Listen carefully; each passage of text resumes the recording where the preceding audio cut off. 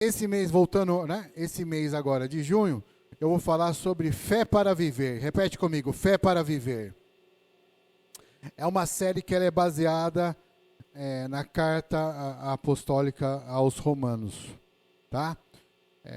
Então, serão aí, de novo, 4 mensagens, que a gente, se eu não me engano, 4 mensagens que a gente vai estar trazendo nesse mês de junho, para fortalecer você diante daquilo que Romanos nos ensina a viver. Né? Em Romanos 1,17, a palavra diz assim: o justo viverá pela fé. Né? Diga para quem está do teu lado: o justo viverá pela fé. Isso é importante que a gente tenha bem claro naquilo que a gente vai pregar durante esses dias, naquilo que você vai compartilhar nas suas células, naquilo que a gente vai estar fazendo aqui nas nossas salas de oração, porque não adianta eu estar aqui orando se a minha oração ela não for regrada de fé. A gente tem que ter fé naquilo que está orando. A gente tem fé que a igreja ela tem um propósito, a gente tem fé que a célula tem seus propósitos, a gente tem fé que o Elas ela tem um propósito, a gente tem fé que os mães que oram têm um propósito, né? Apesar dele estar num momento aí stand-by, mas tem o seu propósito. Então a gente acredita que tudo que a gente faz tem um propósito, mas a gente tem que ter fé nesse propósito. A gente tem que crer naquilo que a gente está fazendo.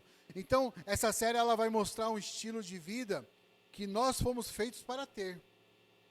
A gente tem um estilo de vida, vai nos ensinar nesse estilo de vida baseado ali, alicerçado em Jesus, para que a gente venha caminhar em fé, andar em fé, ser pessoas cheias de fé, independente das circunstâncias que a gente esteja passando, né?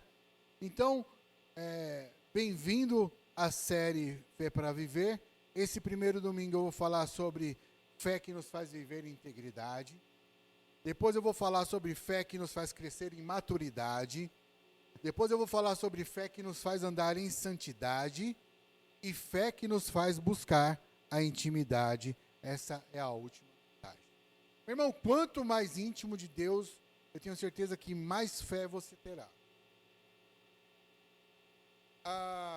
Uma das coisas que é um dos propósitos da sala de oração na quinta-feira, por exemplo, é fazer com que você busque mais essa sua conexão com Deus. Você tenha mais essa intimidade com Deus. Que você consiga ouvir aquilo que Deus Ele tem de fato para falar ali com você. Eu sei que às vezes você ora na sua casa. Eu espero que você faça isso. Mas às vezes na sua casa você não consegue ter um tempo que você de fato tira para isso. Por quê? Porque você trabalhou o dia inteiro.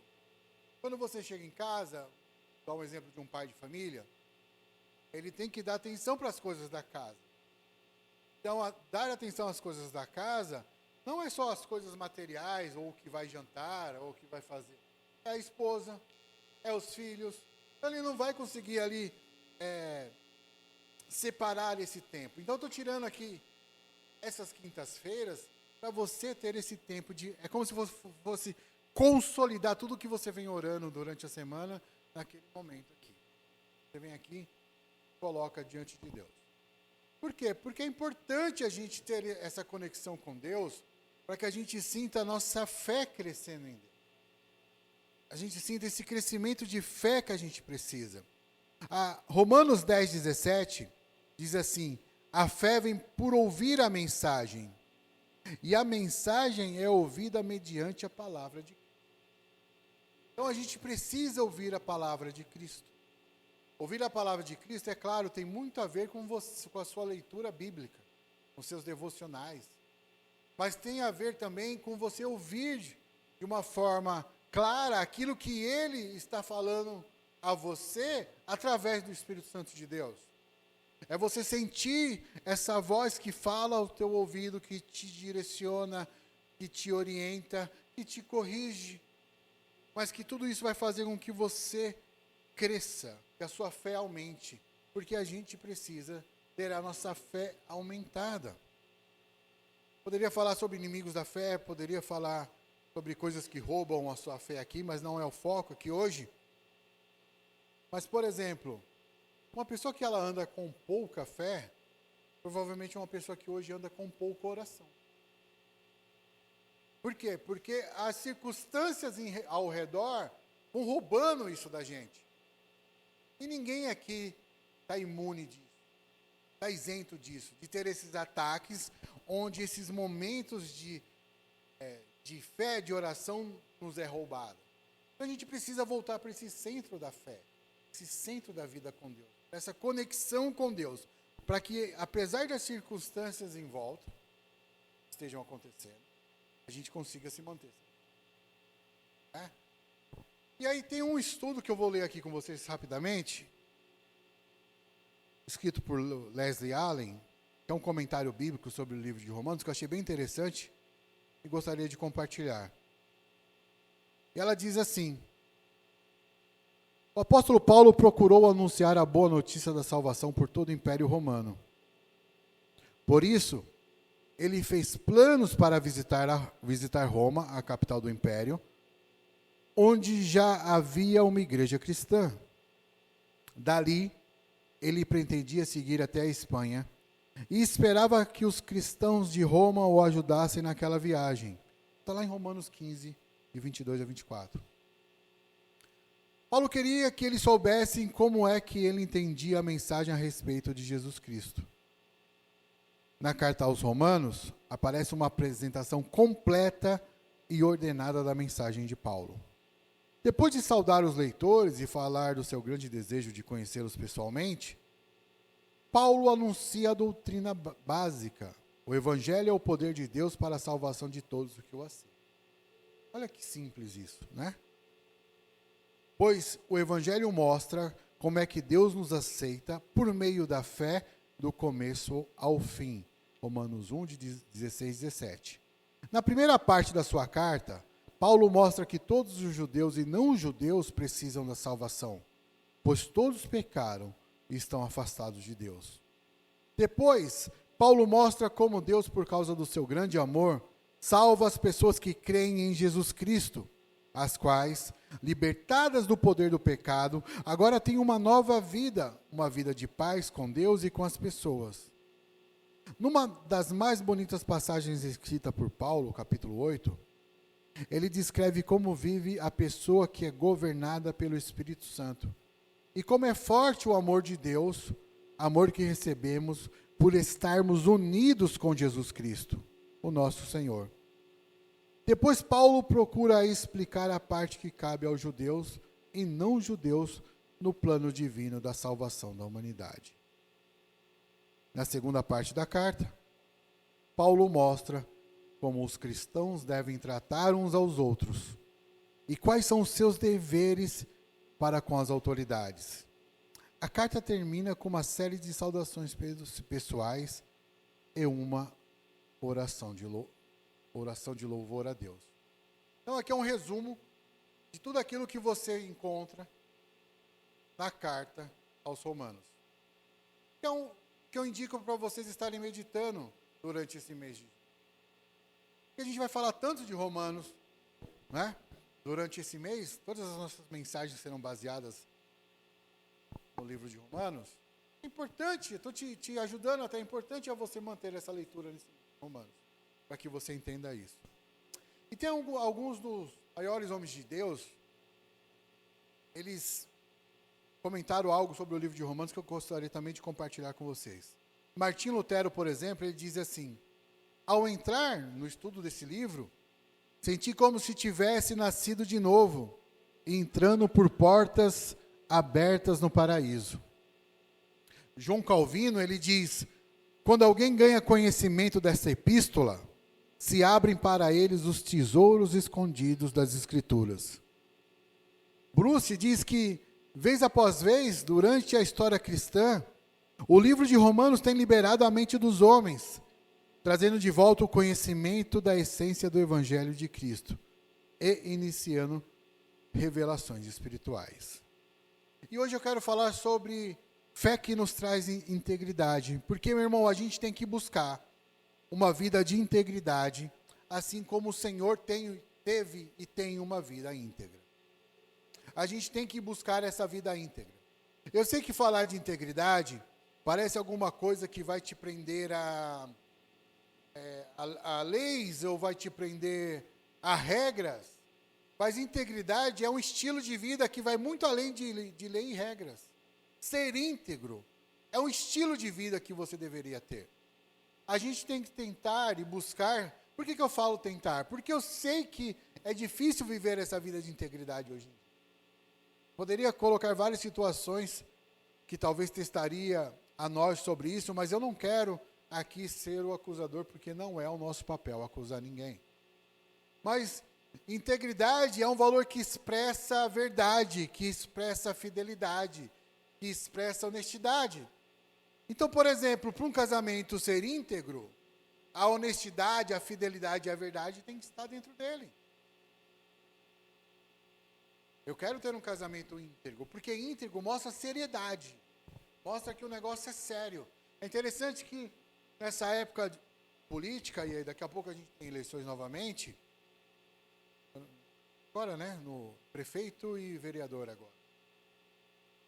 E a gente sempre fala assim, não, buscamos pessoas que sejam íntegras para governar, né, o nosso município, governar o nosso país, mas a gente também tem que buscar pessoas íntegras, somos nós, para governar as nossas vidas, para governar a nossa casa, para governar a nossa família, para governar a nossa empresa, para governar onde a gente trabalha, né? Uma vez eu lembro de um caso que um pastor estava falando algo, e ele estava falando sobre o trabalho, e era mais ou menos assim. Ele falava assim, a gente cobra tanto do trabalho, mas a gente está roubando o trabalho quando a gente vai para o banheiro tirar um cochilo durante o expediente. E aí a gente quer que a empresa muitas vezes seja íntegro conosco, mas a gente muitas vezes também não é íntegro.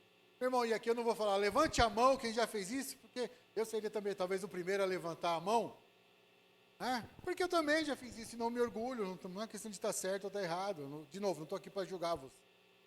Eu estou aqui para falar que a gente precisa buscar essa vida de integridade. E com isso a gente vai ter que ir corrigindo percursos, ações que a gente tem na nossa vida. Porque isso também vai fazer com que a nossa fé para viver cresça. Porque quanto mais íntegro a gente buscar ser, mais perto daquilo que Deus é, a gente vai estar sendo.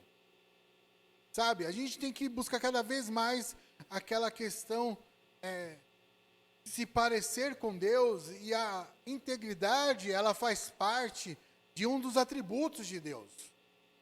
Então, para a gente ser parecido com Deus, a gente tem que entender quais são os atributos de Deus, quais são aquilo que Deus tem. E uma das coisas que Deus tem é a integridade. A gente tem que ser íntegro naquilo que a gente fala, naquilo que a gente faz, naquilo que a gente promete. Porque as pessoas vão seguir você, somente líder nesse ponto, mas eu entendo que isso é no geral, quando eles olham para você e falam, olha, esse cara é íntegro. Por que as pessoas investem e acreditam em coisas, quando elas veem que aquele projeto é íntegro?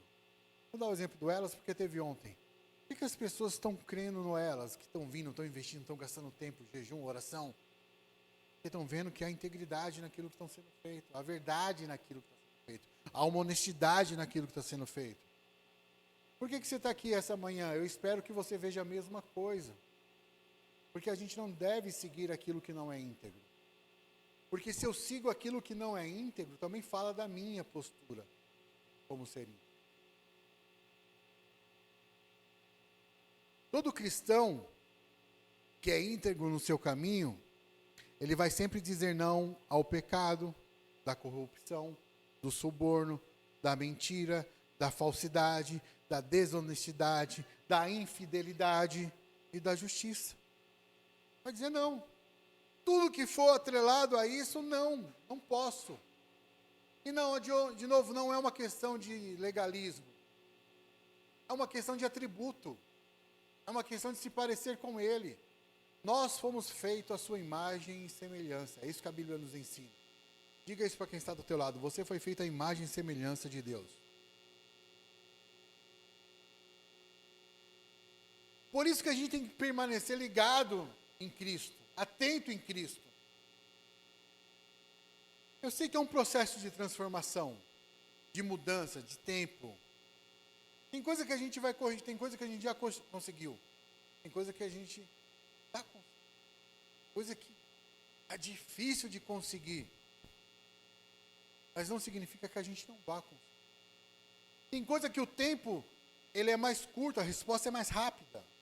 Tem coisa que o tempo do processo é mais demorado. Mas a gente sempre tem que entender que a gente está fazendo isso porque a gente quer parecer mais com Ele. Em Tiago 1, versículo 2 a 4, diz assim: Meus irmãos, considerem motivo de grande alegria o fato de passarem por diversas provações, pois vocês sabem que a prova da sua fé produz perseverança.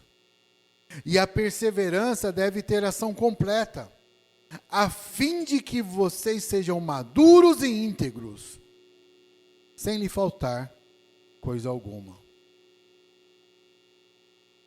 A palavra íntegro, ela deriva de colocleros, que quer dizer que você é completo em todas as partes. Então veja, meu irmão, que o Senhor aqui, Ele pede que a gente seja maduro e íntegro.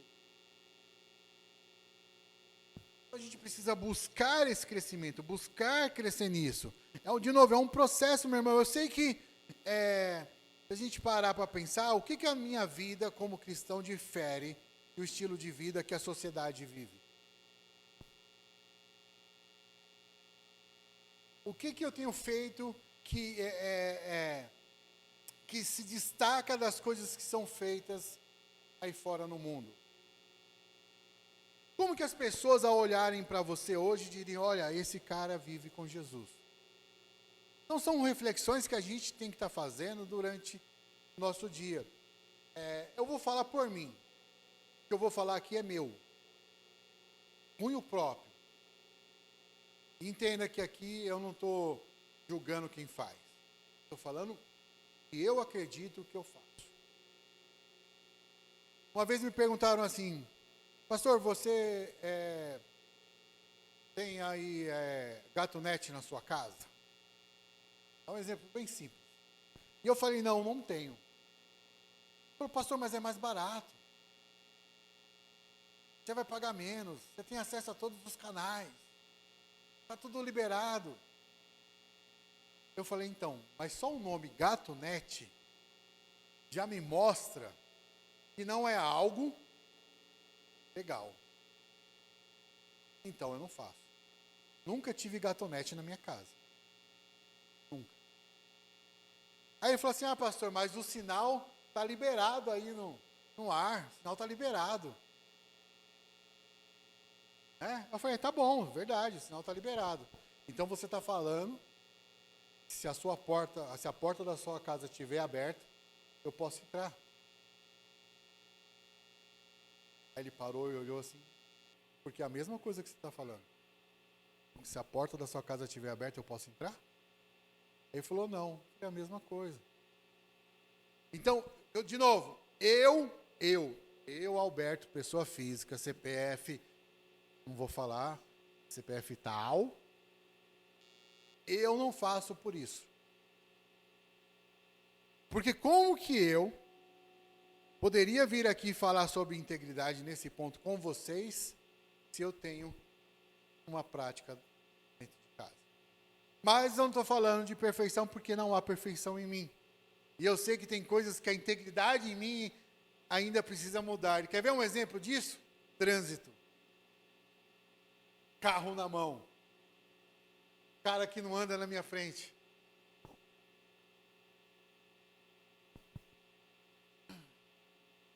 Senhor, me ajuda a mudar a minha integridade. Nada é pé de chumbo. Nada é Velozes e Furiosos 7. Dominique, Toretto. É o nada. Então veja, meu irmão, por que eu estou, de novo, eu estou falando por mim. Eu sei que nesse ponto eu preciso melhorar. Uma história clássica aconteceu. Eu viajei, fui para o Nordeste. Quando eu voltei, tinha feito uma alteração no trânsito, colocado um farol. E antigamente aquela faixa do farol era livre, você podia seguir. Só que agora colocaram, São Bernardo adorou fazer isso, né? Faixa do meio, para quem vai entrar, porque tem um corredor de ônibus. O camarada parou na minha frente e o farol verde. Só que ele ia entrar. E eu não sabia dessa mudança. A minha sorte aquele dia é que não era um irmão da igreja.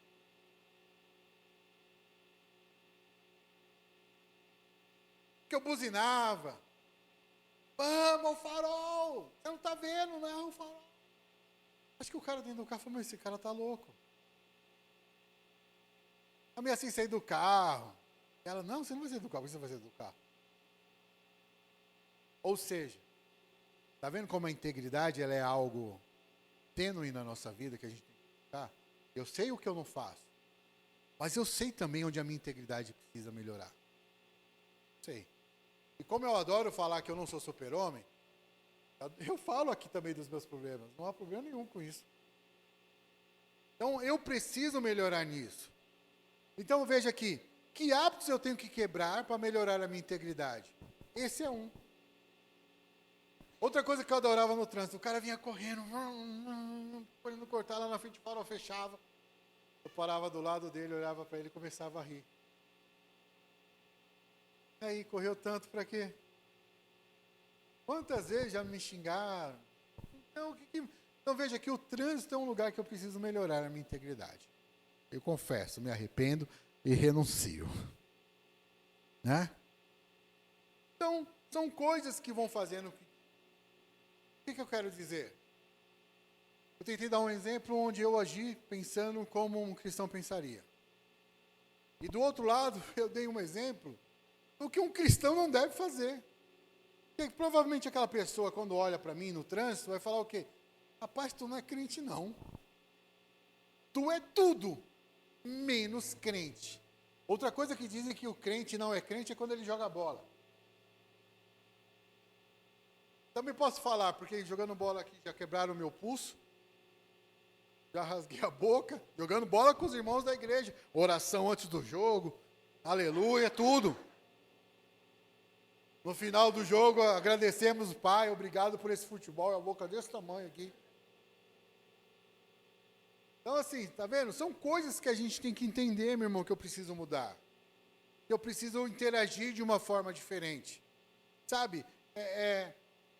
Aqui na igreja a gente tenta, às vezes, ser tão íntegro, mas quando a gente chega em casa com a nossa família, a gente para de ser, não trata as pessoas com amor, com carinho, com atenção. Então, são detalhes da nossa vida que a gente tem que mudar. Por isso que a gente tem que... Por isso que eu falo de fé para viver com integridade, porque fé é a gente acreditar naquilo que a gente ainda não vê, não é? Aquilo que a gente ainda não tem. Então, se a gente não tem esse padrão de vida íntegro, como deveria ser, a gente tem que ter fé que vai chegar lá. Eu tenho fé que tem áreas da minha vida que vão mudar ainda. Eu vou conseguir... Eu sou tão certinho com algumas coisas e com outras eu preciso mudar tanto. E eu preciso crer que isso vai acontecer. Então vamos lá. A fé em Cristo Jesus nos faz viver em integridade porque eu sou empoderado pelo Espírito Santo. Eu tenho que entender isso. Essa fé em Cristo que vai fazer com que eu viva uma vida íntegra é porque eu sou empoderado pelo Espírito Santo. Em Romanos 1, 11 e 12 diz assim: anseio vê-los a fim de compartilhar com vocês algum dom espiritual, para fortalecê-los, isto é, para que eu e vocês sejam mutuamente encorajados pela fé. Empoderado fala de poder. Então, essa fé em Cristo, ela gera em nós o quê? Poder. O apóstolo Paulo fala disso aqui. O apóstolo Paulo está ensinando sobre isso neste lugar, nesse momento, nesse texto. Ele fala da gente ser fortalecido e a gente ser mutuamente encorajados pela fé. Que andar com pessoas cheias de fé vai te encorajar a viver uma vida. Psicólogos dizem que você é a média das 5 pessoas que você anda, que você se relaciona. 5 pessoas. Se você andar com pessoas com pouca fé, você provavelmente também vai ser uma pessoa sem fé. Se você andar com uma pessoa que só lamenta, você vai ser também um lamentador. Olhe para o lamentador que está do teu lado e diga, aqui não, né? Aqui não. Quer ver que coisa interessante? Se você andar com pessoas que vivem falando de doença, você vai ser alguém que toda hora tem o quê? Uma dorzinha de cabeça. Vai ser o João Dorflex, a Maria Doril. Porque nós somos a média daquilo que a gente anda. A gente no trabalho poderia falar disso também, né, Var? Se a gente andar com pessoas que só reclamam do trabalho, o nosso trabalho é o pior trabalho do mundo. Agora, se você anda com pessoas que valorizam o trabalho, você está trabalhando no melhor lugar que você poderia trabalhar. Então, a nossa vida cristã, essa questão de ser empoderado pelo Espírito é a mesma coisa. Por isso que a sala de oração ela nos ajuda aqui. Porque se você está aqui na sala de oração, meu irmão, a sala de oração ela é interessante, ela começa sempre, estava até que cheinho quinta-feira. Mas a gente já fez sala de oração com 3, certo? Mas eram 3 pessoas cheias de fé, meu irmão. Eu falo sem problema algum, foram as melhores salas de orações que eu tive. Mas ainda sou a favor do quanto mais, melhor. Por quê? Porque é empoderamento, é um orando pelo outro. É Deus trazendo algo que você vai compartilhar aqui, ele fala isso, você vai mutuamente encorajar alguém. Através de palavras que você está recebendo de Deus. Então é bom a gente viver isso. É bom a gente estar dessa forma. Meu irmão, entenda que não é possível purificar o homem por nós mesmos, por si mesmo. A gente precisa de Deus para isso. Porque ser íntegro fala de purificação também. E purificação é um atributo que o cristão precisa buscar. Lá em Romanos 15, 13 diz assim, que o Deus da esperança os encha de toda alegria e paz, por sua confiança nele, para que vocês transbordem de esperança, pelo poder do Espírito Santo. Meus irmãos, eu mesmo estou convencido de que vocês estão cheios de bondade e plenamente instruídos, sendo capazes de aconselhar-se uns aos outros. A fé aqui de Paulo. Meus irmãos, eu estou convencido. Convencido não está falando de, eu sou o cara, está falando de crer, eu creio nisso. De que vocês estão cheios de bondade. E que vocês estão plenamente instruídos. E que vocês são capazes de aconselhar uns aos outros. Meu irmão, isso aqui é poder que vem de Deus através de pessoas cheias de fé. É poder olhar para vocês e falar, olha, eu vejo bondade em você. É interessante que, às vezes, a gente conhece pessoas no dia a dia e a gente troca meia dúzia de palavras e fala, nossa, esse cara é do bem. Não é? O cara é gente boa, meu. Trocou 3 palavras com o cara. O cara é gente boa. E eu fico pensando, como que eu posso, com 3 palavras, Kaique, avaliar que alguém é gente boa? Não pode ser fé, que eu não conheço. Aí, por que a gente quebra a cara muitas vezes? Exatamente por causa disso. Nossa, esse cara é gente boa. E às vezes nem sempre é. Mas a gente crê que a bondade de Deus pode chegar ao coração de todos, sim ou não? A gente vejo bondade. De bondade. Porque eu sei que Deus pode mudar o seu. Deus pode mudar quem. Então, a fé em Cristo Jesus nos faz viver integridade, por quê? Porque eu sou conectado à obra perfeita e completa de Cristo. Através dessa fé, eu sou conectado a essa obra perfeita. e completa que é Cristo. Romanos 1,17 diz assim: porque no Evangelho é revelada a justiça de Deus. Uma justiça de que, do princípio ao fim, é pela fé, como está escrito: o justo viverá pela fé. Agora, o que é justiça de Deus? Justiça de Deus é uma combinação de 3 elementos: um caráter justo, a sua iniciativa salvadora e a sua dádiva. E isso aqui consiste, na verdade, em conferir a nós, pecadores, uma condição de que agora nós somos justos perante Ele. Então a justiça de Deus é aquela que transforma eu e você, pecadores, em pessoas justas diante de Deus. Você tem que entender, meu irmão, que essa obra de Cristo, ela teve um preço alto ao nosso Senhor. E ela foi uma oferta completa, perfeita e definitiva. Foi uma entrega de amor, e nisso a gente tem o quê? A garantia da vida eterna. Diga para quem está com você: Deus tem vida eterna para você.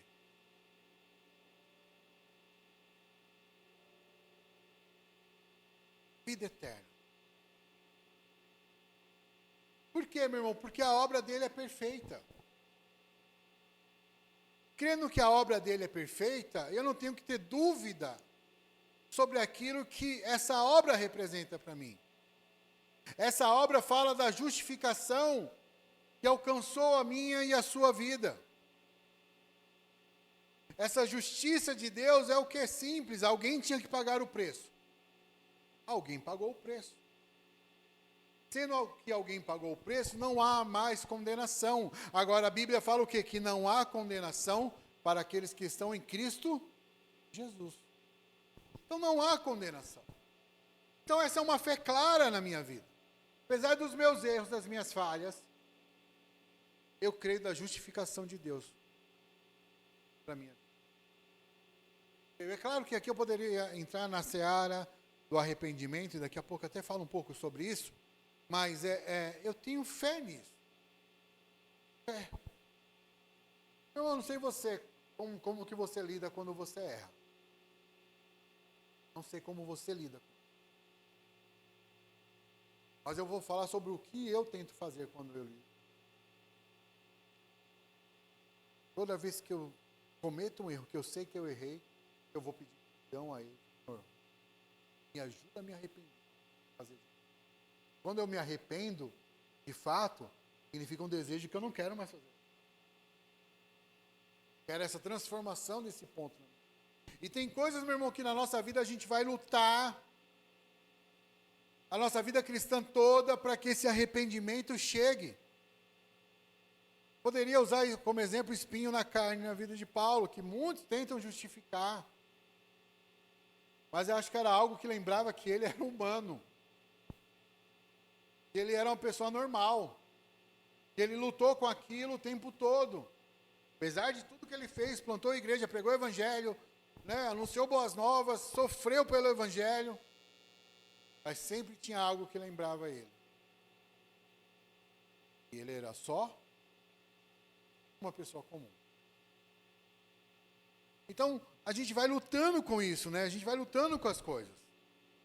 Paulo diz em Efésios 1:18, diz assim: oro também para que os olhos do coração de vocês sejam iluminados, a fim de que conheçam a esperança para a qual ele os chamou, as riquezas da gloriosa herança dele nos santos e incomparável grandeza do seu poder para conosco, os que cremos conforme a atuação da sua poderosa força.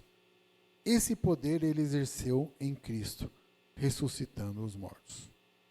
Meu irmão, a gente precisa ter o nosso coração iluminado. E quando a gente fala de coração iluminado, eu quero trazer uma reflexão aqui. Quando eu tenho um coração iluminado, ele vai mostrar tudo aquilo que tem dentro do meu coração.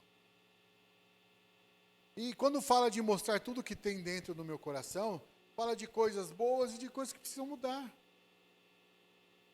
Então, às vezes, assim, Senhor, revela o que está no meu coração que impede de fazer a tua obra. Revela no meu coração o que me impede de viver mais de ti. Revela no meu coração o que está impedindo de fazer a tua vontade. Porque essas coisas também estão no seu coração e precisam ser reveladas. É claro que a gente fala de revelar, a gente fala, revelar o amor de Cristo, revelar a paixão por Cristo, a verdade de Cristo. Isso tudo é legal, é ótimo. Mas também fala de revelar aquilo que impede a gente de fazer a boa, perfeita e agradável vontade. Uma oração que talvez nem todos ainda façam ou tenham coragem de fazer. Porque você sabe que quando você fizer, vai vir um negócio que vai te confrontar para a transformação. E tem gente que ainda tem medo do confronto, Fê. Esse confronto que Deus traz para que a gente melhore. Porque toda a transformação que vem de Deus é para melhorar a nossa vida. É para fazer com que a gente cresça nele. É para fazer com que a gente seja inspirado pela grandeza de Deus. A gente tem que se inspirar nessa grandeza de Deus, meu irmão. Deus é grande. Romanos 1,18 diz assim: portanto, a ira de Deus é revelada do céu contra toda impiedade e injustiça dos homens que suprimem a verdade pela injustiça. Pois o que de Deus se pode conhecer é manifesto entre eles, porque Deus lhe manifestou. Pois desde a criação do mundo os atributos invisíveis de Deus, seu eterno poder e sua natureza divina, têm sido vistos claramente, sendo compreendidos por meio das coisas criadas, de forma que tais homens são indesculpáveis. Irmão, o que são atributos comunicáveis e incomunicáveis? Os incomunicáveis são aqueles que Deus não compartilha com ninguém. Por exemplo, a sua onipotência, a sua onisciência, a sua onipresença, a sua soberania. Isso são atributos incomunicáveis. Por quê? Porque isso aqui ele não compartilhou com ninguém, com nenhuma criatura. Agora, os atributos comunicáveis são aqueles que Deus compartilha, pelo menos com uma certa medida de homens. Por quê? Porque nós somos feitos à sua imagem e semelhança. Então tem atributos de Deus que sim, nós vamos compartilhar uns com os outros. Agora tem atributos de Deus que não. Onipresente, onipotente, soberania, isso é só dele. Agora, as demais coisas ele compartilha com uns ou com outros. Tem dons que você tem que eu não tenho. Todos nós, aqui nesse sentido, semelhantes à imagem de Deus. Mas tem dons que você tem que eu não tenho. Eu não sei cantar. Cantar e tocar violão, muito menos. Eu não sei nem cantar e bater palma. Ou eu faço um ou eu faço outro. Então há dons que são compartilhados com uns ou com outros não. Agora, quando todos estão juntos, esses dons estão no mesmo lugar. Por isso a vida em comunidade é importante. Por isso que Deus chama você para viver em comunidade. Meu irmão, eu sou o fruto da realidade do mundo que eu mais noto. O que eu quero dizer com isso? Que eu sou fruto daquilo que eu mais vejo, que eu mais acredito. Então, se eu acredito, por exemplo, no poder da igreja, eu sou fruto da vida da igreja. Vou viver de acordo com a vida. Então, particularmente, eu vivo igreja 7 dias por semana. Porque durante o meu dia, o que eu mais penso é sobre a igreja, sobre a vida da igreja, sobre as coisas voltadas dentro da igreja. E se eu perceber que Deus ele quer se relacionar comigo nessas coisas, eu vou estar cada dia mais me relacionando com ele. Cada dia mais buscando isso. O que eu tenho pedido para Deus nesses dias? Senhor, mostra-me o que o Senhor quer que eu faça. Ou seja, compartilha desses atributos que o Senhor pode compartilhar comigo.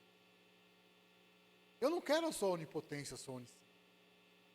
Eu não quero a sua onisciência. Até porque isso não foi compartilhado com ninguém.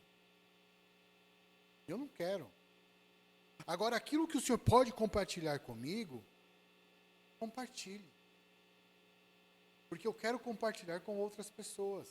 Porque nada daquilo que a gente recebe é para nós, para ficar preso em nós. Tudo aquilo que a gente recebe é para dividir uns com os outros. Mateus 13:45 diz assim: o reino dos céus também é como um negociante que procura pérolas preciosas. Encontrando uma pérola de grande valor, foi, vendeu tudo o que tinha e comprou.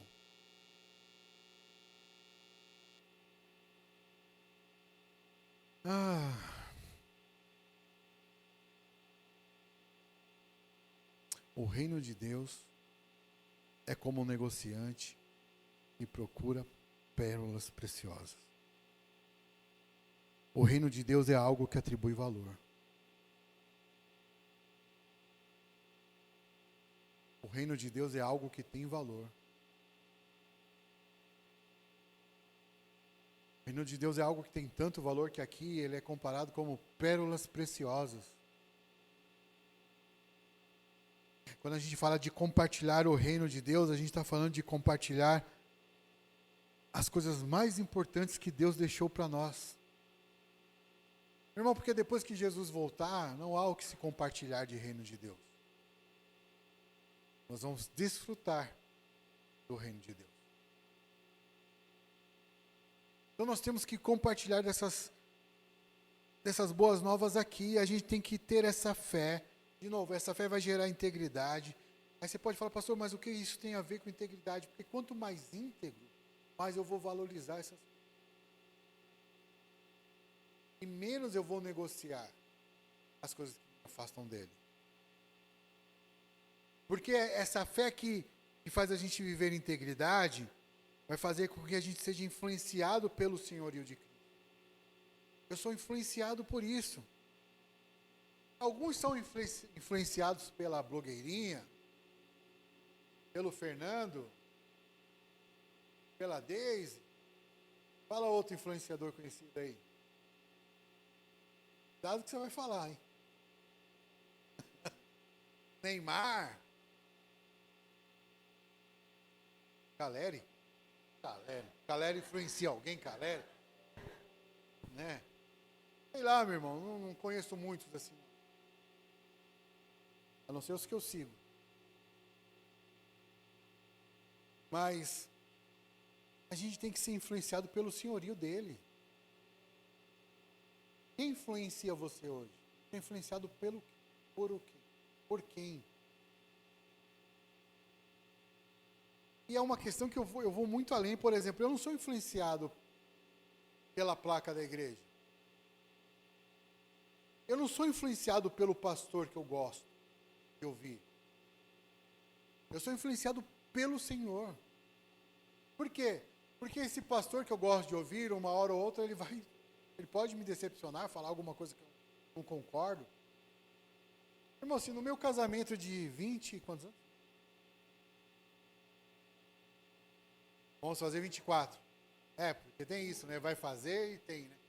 Vamos ter 23, vou fazer 24. Tem horas que eu decepciono ela. E a partida dobrada existe. Tem hora que ela me decepciona.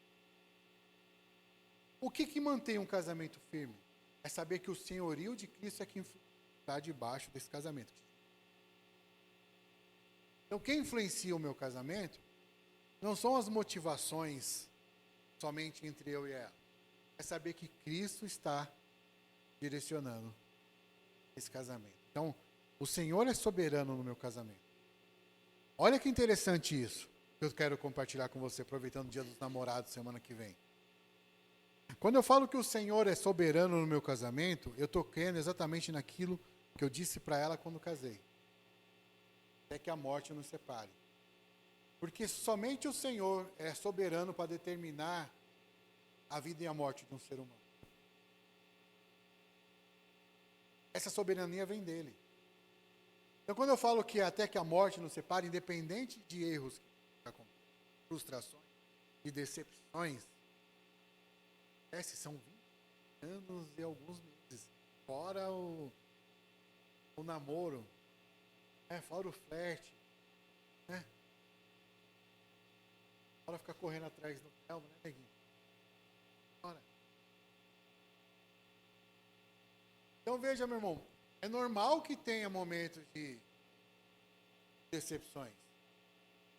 Agora, o que mantém? É você confiar na soberania de Deus.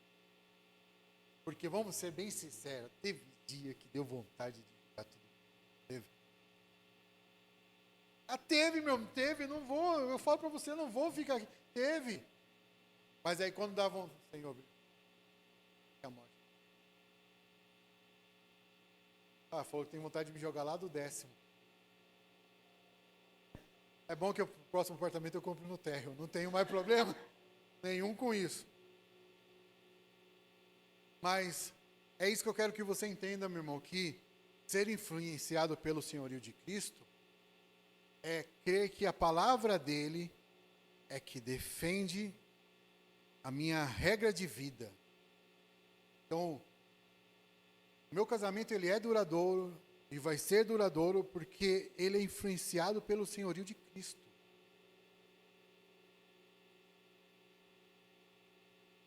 Eu tenho isso certo e claro, líquido e certo na minha vida. É uma coisa que é inegociável para mim. E olha que às vezes, de novo, a gente é tentado mais pela soberania de Cristo. Estou influenciado por Ele. Romanos 1:21 diz assim: porque tendo conhecido a Deus, não o glorificaram como Deus, nem lhe renderam graças, mas os seus pensamentos tornaram-se fúteis, e os seus corações insensatos e obscureceram, dizendo-se sábios,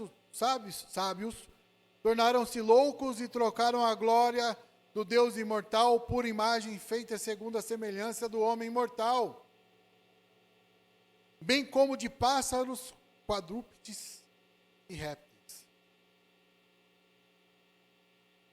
Meu irmão, é interessante isso aqui, porque a gente usa tanto essa questão de religiosidade para algumas coisas, e às vezes a gente traz essa mesma religiosidade para dentro da nossa vida cristã.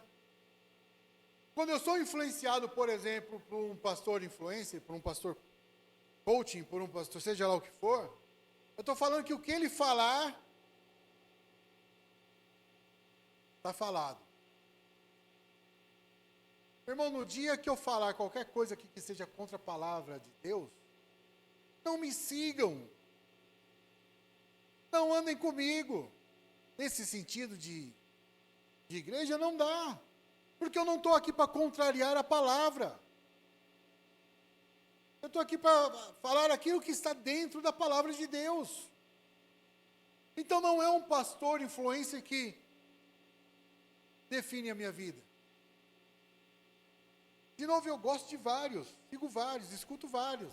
Alguns eu concordo com tudo não, com 90%.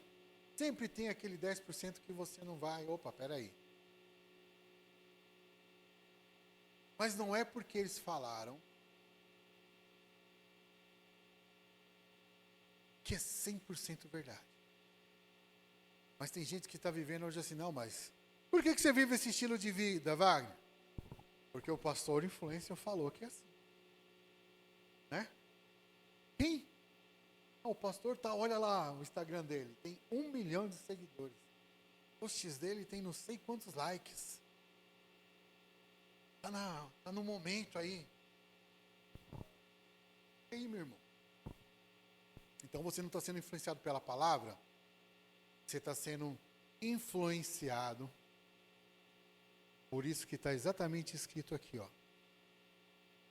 Tornaram-se loucos e trocaram a glória do Deus imortal por imagens feitas segundo a semelhança do homem mortal. Quando a gente pega esse texto, a gente culturalmente quer falar do quê? De uma outra religião que eu não vou trazer à tona. Não é isso? Eles fazem as suas imagens, tal. Mas a gente tem a tendência a fazer a mesma coisa quando faz exatamente isso que eu digo. A vida é regrada pelo pastor tal. Irmão, que a sua vida não seja regrada pelo pastor X e nem pelo pastor Y. Que a sua vida seja regrada pela soberania de Deus, pela vontade de Deus, pela palavra de Deus. É o Senhor que conduz a sua vida. É Ele que conduz os teus passos. É Ele que vai direcionar a sua vontade, que vai te ajudar nas suas decisões em toda a sua vida. Romanos 10, 9 diz assim: se você confessar com a sua boca que Jesus é Senhor e crer em seu coração que Deus ressuscitou dentre os mortos, será salvo. Pois com o coração se colhe para a justiça, e com a boca se confessa para a salvação. Olha assim comigo. Eu tenho vivido como alguém que julga o que é melhor para mim. Mas agora sei que estou completamente errado. A partir deste momento, não importa o que Deus diga que é o melhor,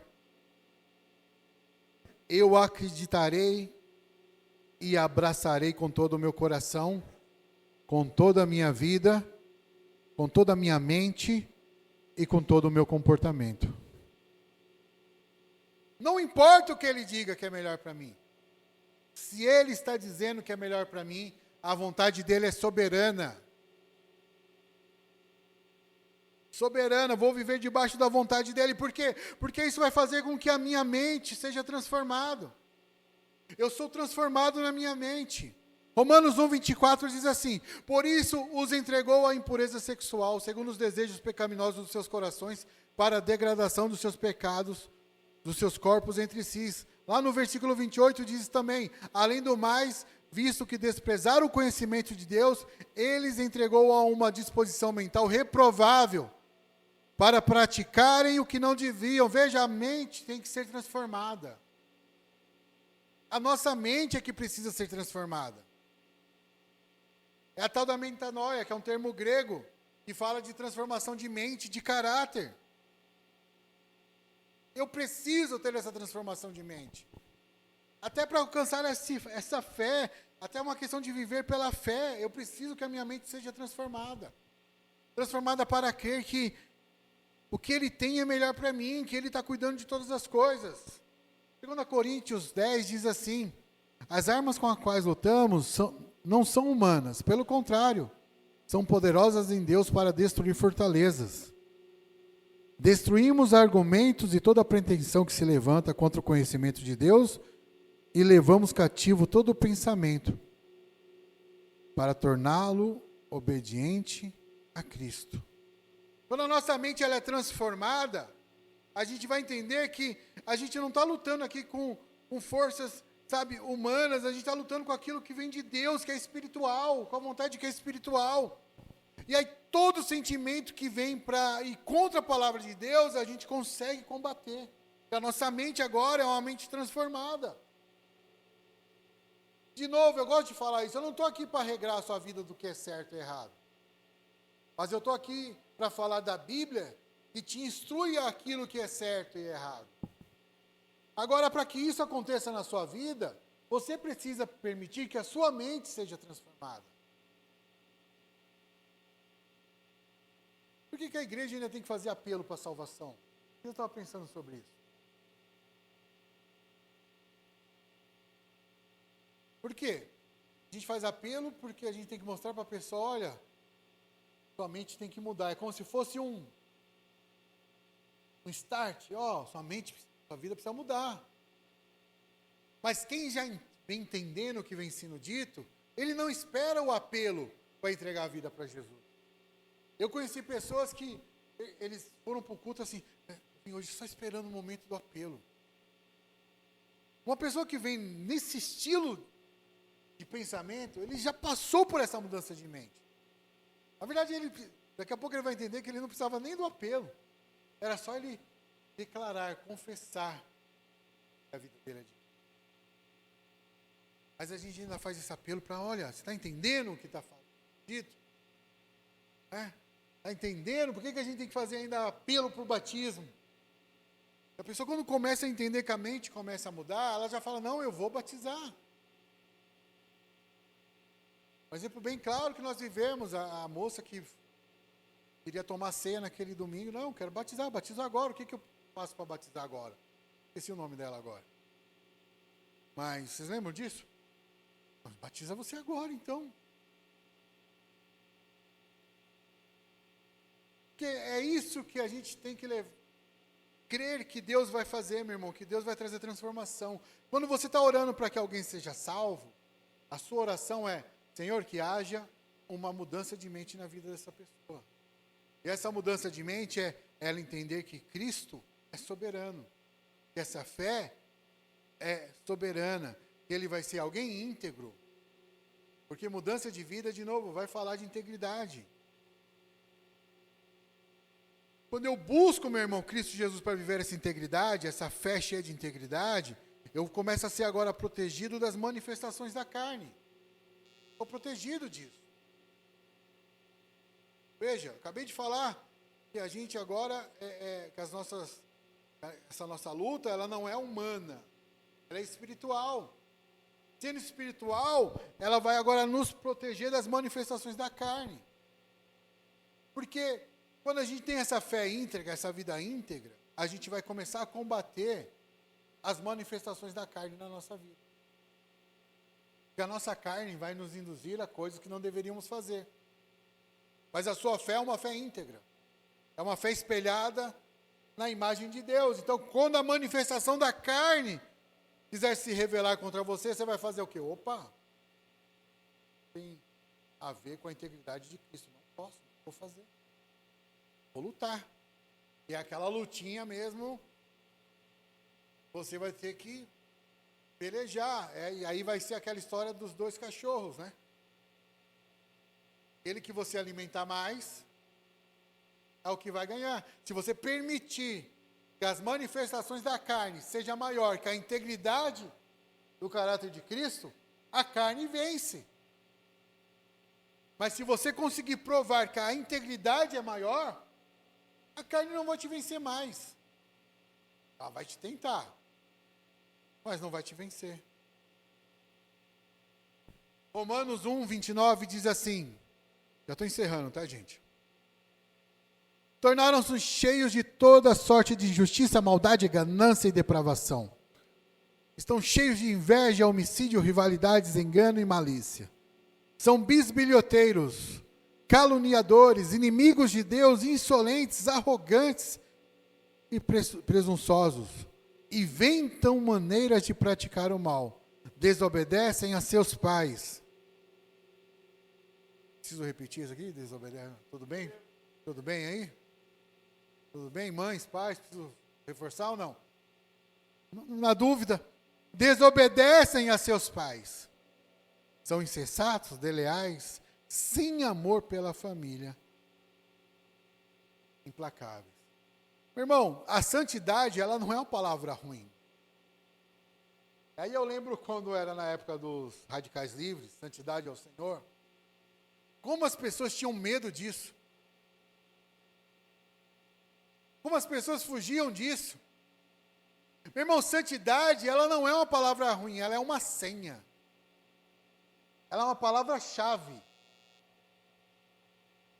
Viver em santidade, meu irmão, é o que vai nos capacitar a cada vez mais abrir a porta do coração de Deus. Quanto mais buscarmos a vida de santidade, mais vamos buscar o coração de Deus. Porque quanto mais vivemos em santidade, mais íntegros estamos vivendo. E estamos vivendo muito menos influenciados pela manifestação da carne. Vira para quem está do teu lado e diga aí, santidade ao Senhor. Jovens com propósito.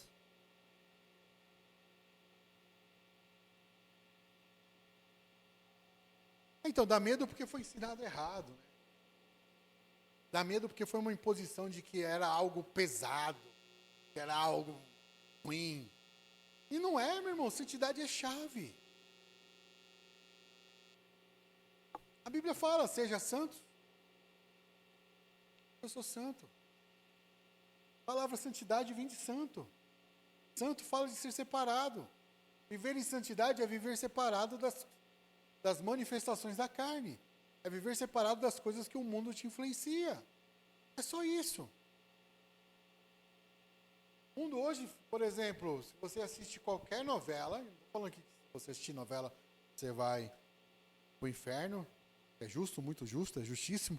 Você assistir o que você achar que você precisa assistir, desde que você saiba que pode ser assistido ou não. Mas você olha hoje esses programas de televisão, é tudo o quê? Não, você para. Casa, se não der certo, para. Você não é obrigado mais a viver com ninguém. Você não é obrigado hoje a viver uma vida de fidelidade. Você não é obrigado mais a viver uma vida de santidade. Sabe, é tudo hoje muito liberado. Quando eu falo aqui de santidade, é você separar aquilo que você pode e não pode fazer. Mas eu não vou. Aí fala assim, pastor, mas o que eu posso fazer? Eu não vou. Irmão, se você um dia marcar um aconselhamento e falar para mim, pastor, o que eu posso fazer? Eu vou falar, vamos abrir a Bíblia, meu irmão. Porque eu não vou aqui determinar na sua vida. Não sou dono da sua vida.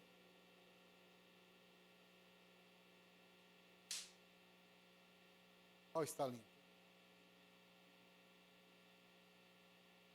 Segura o estalinho aí. Por exemplo, jogar estalinho é errado? Não, na hora do culto.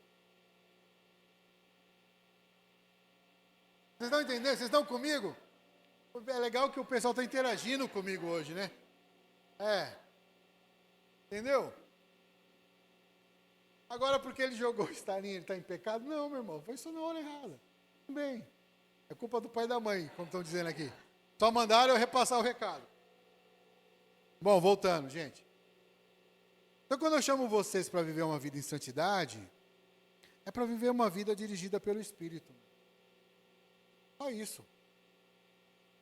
Quando eu falo para você de ter uma fé íntegra, é ter uma fé dirigida pelo Senhor. É buscar integridade em tudo aquilo que você faz.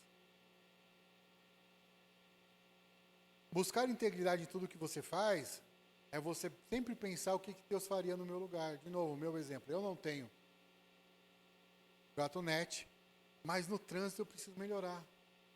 Eu não consigo imaginar Deus no trânsito querendo arrumar briga, baixando o vidro, fechando os outros. Ô Senhor, me converte, Pai. Me converte nessa área. É isso. Então tem que buscar integridade nisso. E você sabe na sua vida onde você tem que buscar.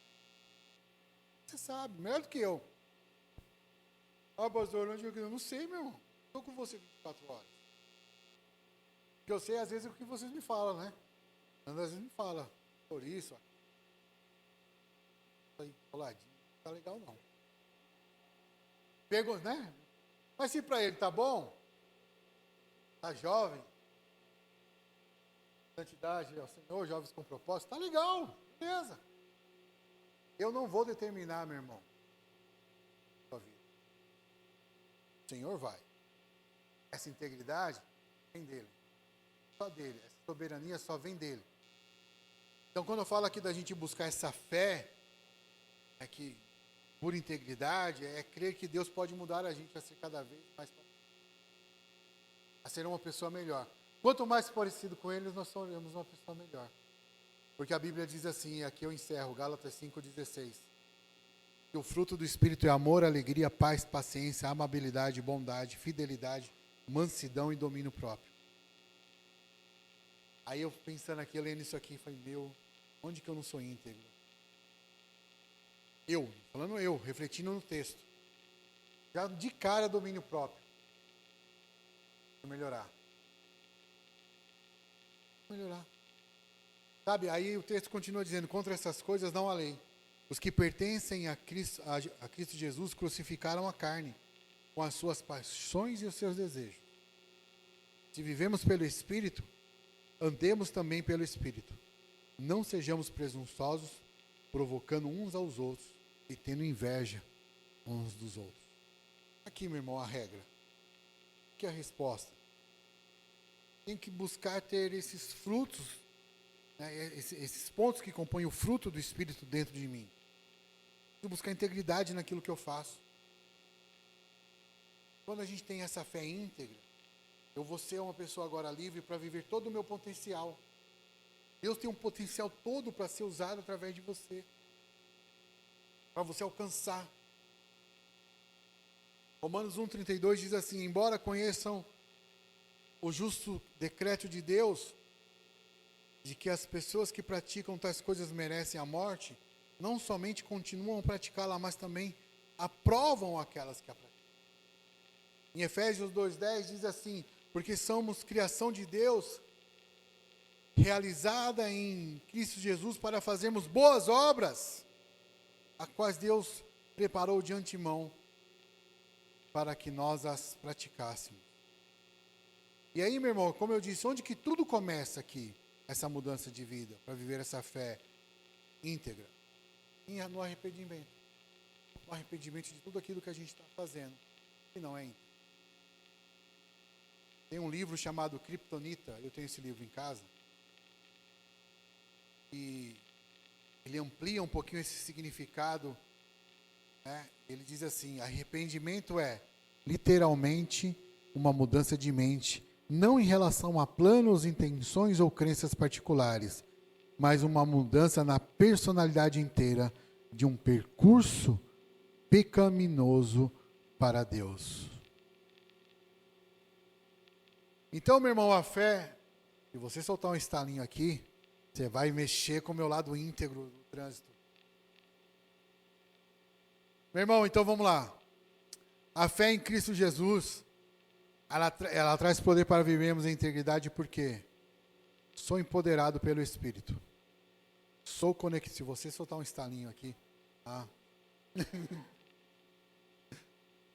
eu não ia perder a oportunidade, né? Vamos lá, meu irmão, voltando. Por que essa fé em Cristo traz o poder de integridade em nós? Porque você é empoderado pelo Espírito. Porque você é conectado à obra perfeita e completa de Cristo. Porque você é inspirado pela grandeza de Deus. Você é influenciado pelo senhorio de Cristo. Você é transformado na sua mente. Você é protegido das manifestações da carne. E você é livre para viver todo o seu potencial. Livre para viver todo o seu potencial. Tem um potencial aí na sua vida para ser usado. Permita que Deus mude você para que esse potencial seja manifesto em nome de Jesus. Fique em pé, meus irmãos.